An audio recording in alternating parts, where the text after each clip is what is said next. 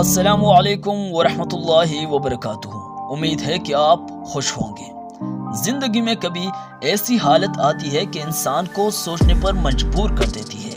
ये जिंदगी की वो तल्ख हकायक है जो ना आप कभी भूल सकते हैं और ना इस हालत से आप बच सकते हैं। आज के इस वीडियो में आप लोगों के लिए दो खूबसूरत सवालात।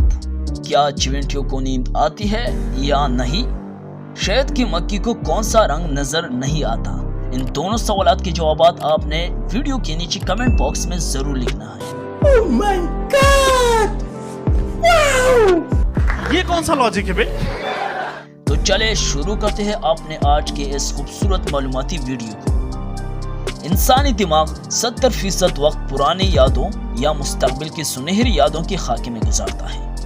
अगर इंसान बहुत गमज़दा हो तो इंसान को गोलियां नहीं लेनी चाहिए, क्योंकि माहिरीन के मुताबिक अगर कोई बंदा 15 मिनट हंसता है बगैर रोके तो ये जिस्म के लिए उतना ही फायदेमंद होता है जितना 2 घंटे सोना।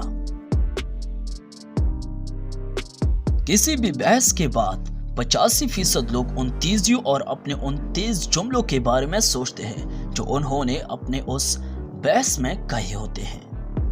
नहीं।